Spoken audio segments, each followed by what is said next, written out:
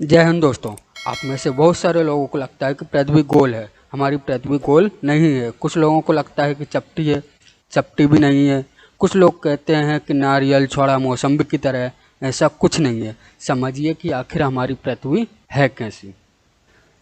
पृथ्वी के बारे में अगर आप समझते हैं तो पहले दिमाग लगाइए कि इसी पृथ्वी पर बड़े बड़े महासागर हैं, समुंदर हैं जो अंदर तक धंसे हुए हैं, और इसी पृथ्वी पर बड़े बड़े विशाल पर्वत हैं। तो पृथ्वी गोल कैसे हो सकती है? अब इसी चेहरे को देखिए, नाक उठी हुई है, आंखें अंदर धंसी हुई हैं थोड़ी थोड़ी, माथा एकदम बराबर है, मुंह बिल्कुल अंदर तक घुसा हुआ है, इधर दाढ़ी है, सवाना घास का मैदान। इस चेहरे को आप गोल कैसे कह सकते हैं? अगर आप पृथ्वी को गोल, नारंगी, संतरा वंतरा कहते हैं, इसका मतलब है कि आप में सोचने विचारने की क्षमता उतनी नहीं है। तो समझिए आखिर हमारी पृथ्वी है कैसी। इसको समझने के लिए आपको आज से लगभग 20 करोड़ साल पहले जाना पड़ेगा। 20 करोड़ साल पहले जो हमारी पृथ्वी थी वो इस शेप में थी। बीच में एक सुपर कॉन्टिनेंट, विशाल महाद्वीप था जिसका नाम था पैंजिया। हम सब उसी कॉन्टिनेंट के हिस्सा हुआ करते थे। एक ही महाद्वीप था, आज की तरह 7 महाद्वीप नहीं थे। चारों ओर उसमें एक समुद्र था जिसका नाम था पैंथालासा। सुपर ओशन का नाम पैंथालासा, सुपर कॉन्टिनेंट का नाम था पैंजिया। इसी से टूटकर बहुत सारे महाद्वीप बने, बहुत सारे महासागर बने। वेगनर महोदय ने प्लेटों के महाद्वीपीय विस्थापन का सिद्धांत बताया, जिसमें उन्होंने बताया कि कैसे कैसे ये पैंजिया महाद्वीप टूट गया। जब पैंजिया महाद्वीप टूटा ना, तो इसके ऊपर के हिस्से को लारेशिया कहा जाता था और जो नीचे का हिस्सा था उसे गोंडवाना लैंड कहा जाता था। और इन दोनों के बीच एक नए सागर का निर्माण हुआ जिसको कहा जाता था तैथिस सागर। और इसी तैथिस सागर की जगह आज का हिमालय खड़ा हो गया है। जहाँ एक समय का सबसे बड़ा सागर हुआ करता था, आज वहाँ पर हिमालय खड़ा हो गया है। इसमें हम बेसिकली ये समझेंगे कि पृथ्वी की बनावट कैसी है। अभी हम इस पर फोकस करेंगे कि पृथ्वी का शेप कैसा है और हमारी पृथ्वी का मेन डिजाइन कैसे बना। अगर आप इसमें देखेंगे तो ये जो ऊपर का भाग है इसे हमने लारेशिया या फिर एक अलग नाम दे दिया जिसका नाम था अंगारा लैंड। तो आज के वक्त में जितने भी ऊपर की तरफ आप महाद्वीप देखेंगे, यहाँ पर हो गया उत्तरी अमेरिका, एशिया, यूरोप, ये सभी अंगारा लैंड के हिस्से थे जिसे हम लारेशिया भी कहते हैं। अब आप जितने भी नीचे वाले द्वीप देख रहे हैं, जैसे ये हो गया आपका दक्षिणी अमेरिका, अफ्रीका, अंटार्कटिका, ऑस्ट्रेलिया, ये है भारत। उस समय तक भारत भी यहीं पर था। ये जो भारत है यहाँ से उठकर यहाँ गया था। यहाँ जो आपको जो इंडोनेशिया दिख रहा है यहाँ पर, ये यहाँ से उठकर यहाँ पर गया था। तो ये जो नीचे वाला हिस्सा है इसे हम कहते हैं गोंडवाना लैंड। क्या कहते हैं? गोंडवाना लैंड।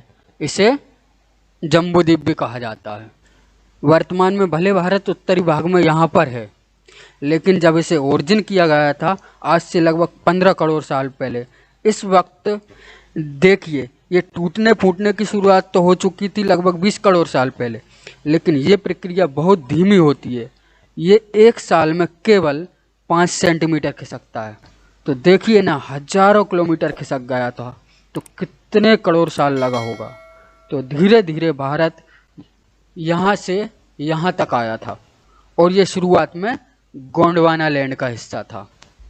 कई करोड़ साल बाद महाद्वीपों ने अपने अस्तित्व में आना चालू कर दिया था। अगर आप ध्यान से देखेंगे तो ये देखिए दक्षिणी अमेरिका लगभग बनना चालू कर दिया है। ये आपका उत्तरी अमेरिका ये लगभग बन चुका है। ये आपका यूरोप और एशिया एक ही में थे। और ये हो गया आपका अफ्रीका, और अफ्रीका से बिल्कुल सटा हुआ था मेडागास्कर। मेडागास्कर जो है वो अफ्रीका से बिल्कुल सटा हुआ था। तो ये जो मेडागास्कर है ये अफ्रीका से टूट गया, और मेडागास्कर से चिपका हुआ था इंडिया, तो मेडागास्कर से इंडिया टूट गया, और इंडिया मेडागास्कर से टूट के इधर की ओर जाने लगा। अगर आप ऊपर वाला भाग देखेंगे तो यहाँ पर ये चाइना का हिस्सा हो गया और ये ऊपर जो है रूस का हिस्सा हो गया। और इन दोनों के इस हिस्से के नीचे देखेंगे तो यह है तैथिस सागर। आज भले ही चाइना और इंडिया के बीच हिमालय खड़ा हो, लेकिन एक समय था जब इन दोनों के बीच तैथिस सागर खड़ा हुआ था। तो यहाँ से भारत ने जाना चालू किया। आज से लगभग 7 करोड़ 10 करोड़ कई करोड़ साल लगे इसको यहाँ से यहाँ तक जाने में। पहले यहाँ से यहाँ गया, फिर यहाँ से 33 सागर को ख़त्म करके ये चाइना वाले इससे तिब्बत से जाके टकरा गया। और ये जब तिब्बत से जाके टकराया तो ये यहाँ पे रुका नहीं, उसे धकेल धकेल कर ऊपर उठाने लगा। धकेल धकेल कर जब ऊपर उठाया तो एक विशाल एरिया बहुत ऊंचाई पर उड़ गया और यहाँ पर इसके ऊपर चाइना और तिब्बत का ये एरिया ऊपर की ओर उठने लगा। अगर आप यहाँ पर देखेंगे तो ये इंडियन प्लेट है, ये धकेलने से नीचे की ओर झुक गया और ये धकेलने से आप यहाँ पर देखेंगे कि कई सारे पहाड़ों का निर्माण हो जाता है। तो इससे इंडियन प्लेट ने जब इसको धकेला तो यहाँ पर बहुत विशाल विशाल पर्वतों का निर्माण हो गया। जैसे जैसे आप ऊंचाई पर जाते हैं तो हाइट पर जाने से टेम्परेचर या तापमान में गिरावट आती है। यदि आप 165 मीटर की ऊंचाई पर चले जाएंगे तो 1 डिग्री तापमान की कमी आ जाएगी।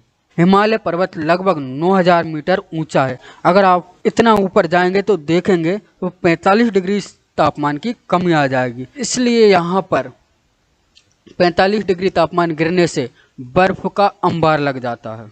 यहाँ धीरे धीरे इंसान बसना चालू किया तो इस पहाड़ का नाम रख दिया बर्फ का घर।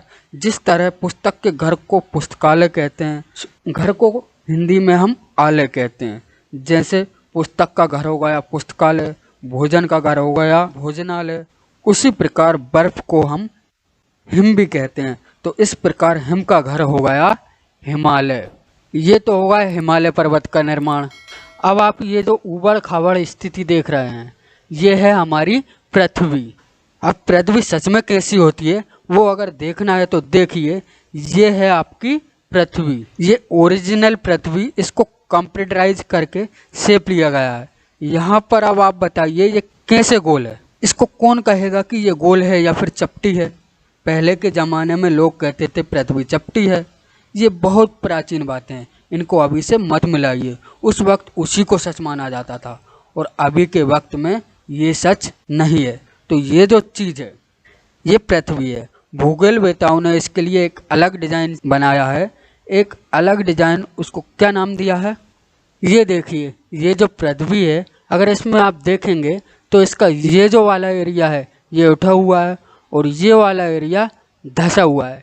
इसमें आपको 2 चीज़ें दिखेंगी, एक ये वाला एरिया उठा हुआ है, ये वाला एरिया धंसा हुआ है। फिर यहाँ पर ये एरिया उठा हुआ है और कहीं पर धंसा हुआ है। इसके लिए एक नियम बनाया गया जिसे एवरेज नियम कहते हैं।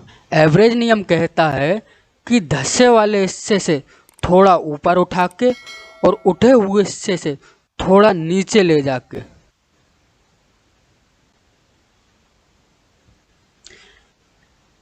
एक शेप ले जाते हैं। तो ये जो रेड लाइन गई है ये उठे हुए से थोड़ी कम है और धंसे हुए से थोड़ी ज़्यादा है। यहाँ पर देखिए, ये यहाँ पर ये जो आकृति, ये जो ब्लैक लाइन जो गई है हमारी, ये हमारी पृथ्वी की लाइन है। और ये जो डॉटेड लाइन आपको दिख रही है, ये जो डॉटेड लाइन है वो हमारी ये वाली लाइन है, एवरेज लाइन, जो कैसे ली गई है? उठे हुए से कम है और धंसे हुए से थोड़ा ऊपर है।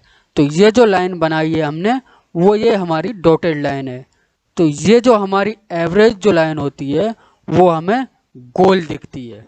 तो ये जो हमारी डॉटेड लाइन है ये एक हमारी काल्पनिक लाइन है जो हमारी पृथ्वी की आकृति को क्या गोल कर देती है और इसी शेप को हम कहते हैं जियोड।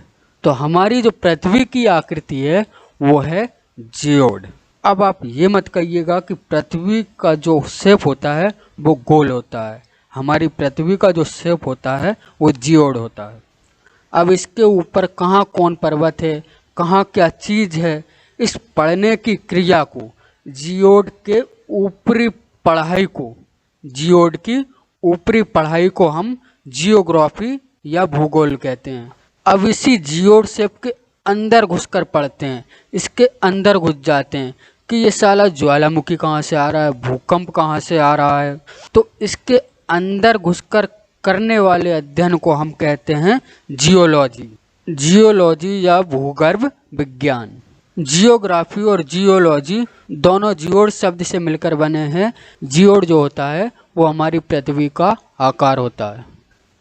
तो अब आप समझ गए होंगे कि हमारी जो पृथ्वी है वो जियोड शेप की है और जो हमें पढ़ाया गया है वो इस तरीके से है। आई होप आप इसको तो समझ गए होंगे कि हमारी पृथ्वी गोल है या चपटी है। हमारी पृथ्वी जो है वो जियोड है। साइंस के हिसाब से हमारी पृथ्वी जियोड है। बाकी आप किसी पुरानी परंपरा को मानते हैं तो आप मानते रहिए, लेकिन जियोग्राफी यही कहता है कि हमारी पृथ्वी जियोड है।